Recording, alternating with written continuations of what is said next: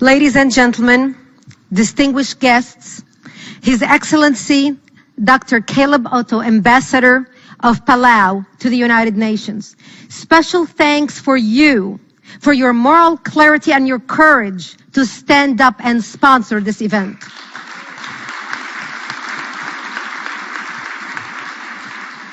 And special thanks to you, Ugoji, for your leadership and your vision. Because without your vision and your work together, this would not have taken place today. Thank you. I come before you here today as a survivor of Islamic terrorism. I was 10 years old when Islamists blew up my home, burying me under the rubble wounded. My only crime was that I was a Christian. At 10 years old, I learned the meaning of the word infidel. I had a crash course in survival, living in a dark, cold bomb shelter, drinking stale water, and having grass and dandelions for food. At the age of 13, I dressed in my burial clothes, waiting to be slaughtered. And by the age of 20, I had buried most of my friends killed by Muslims. When I was growing up, I knew that only 3 kinds of people existed in the world: killers, victims, and bystanders. The lesson I learned gave me a fierce determination to fight evil and become a passionate leader against apathy and indifference. Today, throughout the world, more Christians are persecuted for their religion than any other religious or ethnic group. Approximately 200 million Christians in 60 countries are oppressed, abused, murdered solely because they are Christians. But it is in the Muslim world where the genocide has begun. 14 of the world's 15 most repressive countries for Christians are Muslim countries: Somalia, Iraq, Syria, Afghanistan, Sudan, Iran, Pakistan, Eritrea, Nigeria, Maldives, Saudi Arabia, Libya, Yemen, and Uzbekistan. 36 of the worst 50 are Muslim countries, including Qatar, Egypt, the Palestinian Authority territories, Jordan, Algeria, Tunisia, Malaysia, Turkey, and Indonesia. In many of these countries, churches are bombed or burned while worshippers are inside. Christians are kidnapped, brutalized, raped, sold into sex slavery, mutilated, shot, beheaded, or burned alive. These are not isolated occurrences. I read a story about a mother searching for her kidnapped son. ISIS fighters gave her some meat to eat and water to drink.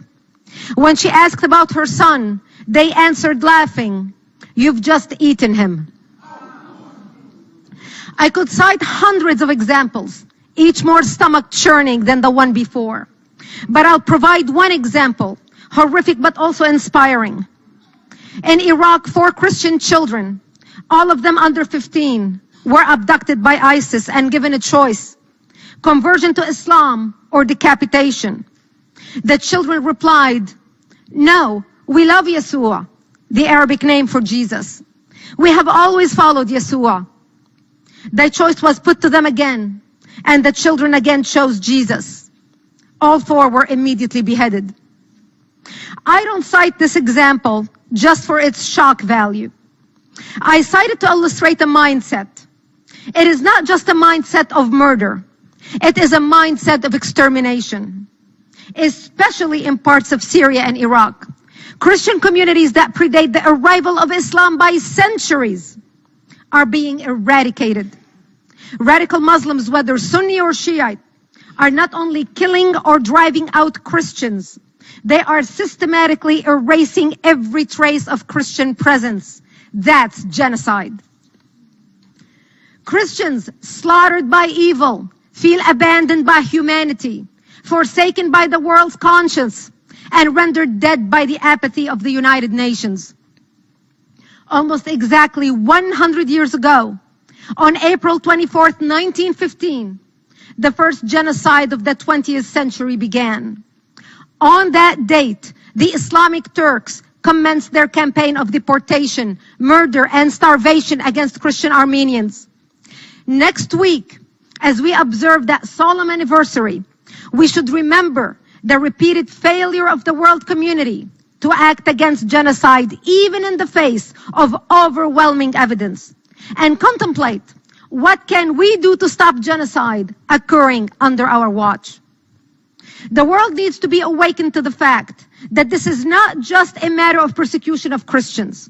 It is not an issue of right and left, of conservative or liberal, nor is it an American, French, British, Danish, Canadian, or Australian issue. It is one that encompasses all of us, including moderate Muslims. Radical Islamists seek to subjugate everyone who does not adhere to their version of religion. Just because we are not at war with radical Islam does not mean that radical Islam is not at war with us.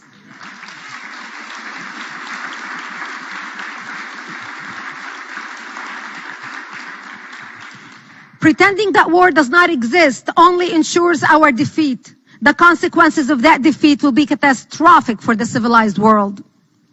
The United Nations Security Council is, as usual, impotent. And while the Human Rights Council ceaselessly foams at the mouth about perceived Israeli violations of Palestinians' rights, it doesn't seem to notice documented massacres of Christians by Muslims all over the world. It's ironic that Israel is the only country in the Middle East that has an increasing Christian population. Since 1948, the Christian population of Israel has increased 400%.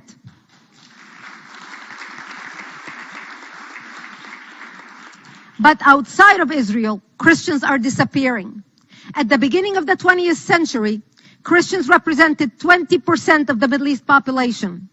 In 2015, they are only approximately 4%.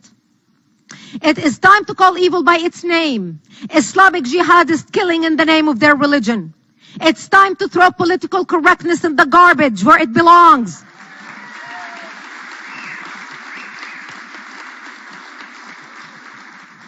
It's time to silence the apologists for evil, including members of the United Nations.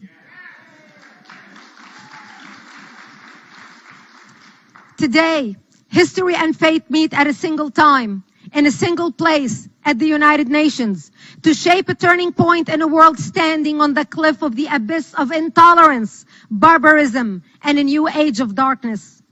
Today, the world is witnessing the mobilization of a barbaric, hateful army, more deadly than the Nazis. Even the Nazis did not feed children to their mothers. The world stood by in 1948, allowing the genocide of millions in concentration camps. Are we going to allow genocide under our watch? Is the United Nations going to have the blood of millions on its hands in the 21st century? Indifference is the death of conscience. Indifference is the enabler of evil.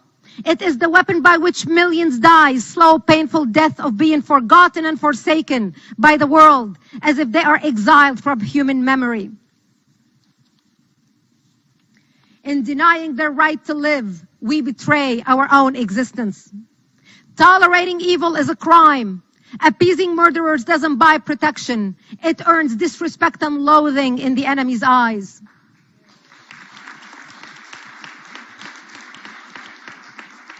Yet apathy is the weapon with which the West is committing suicide. Political correctness forms the shackles around our ankles with which Islamists are leading us to our demise. I used to lay sleeping as a teenager in the 70s on my bomb shelter floor, praying to survive another day while waiting for the world to act. It never even occurred to me in my fondest dreams that I might have the chance to be standing here at the United Nations in 2015, asking the world today to act against evil.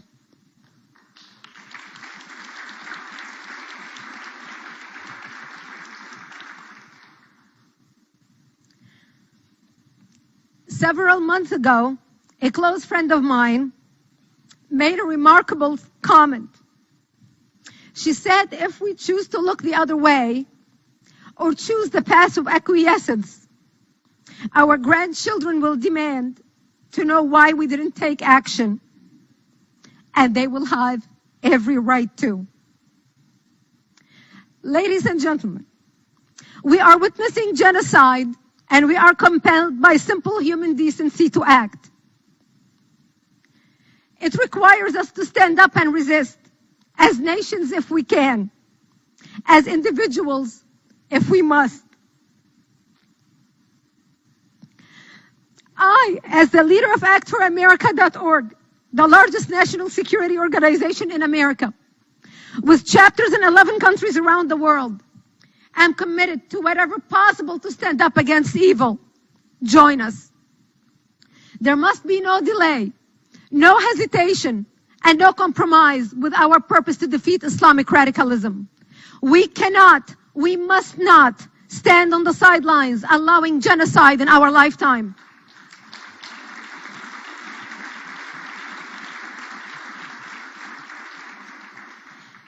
Thanks to all the people who are here today taking a stand at the United Nations, especially Act for America members and guests who came from all over America, Canada, and even Australia to make a statement. Not in my lifetime, not during my watch, not as long as I have a voice. I will not be silent. I will stand up and demand action. Together, we call on every member nation represented in the United Nations to take action. Our enemy understands only strength. I say, let's give it to them. Thank you. May God bless you. May we make a difference in our lifetime. Thank you.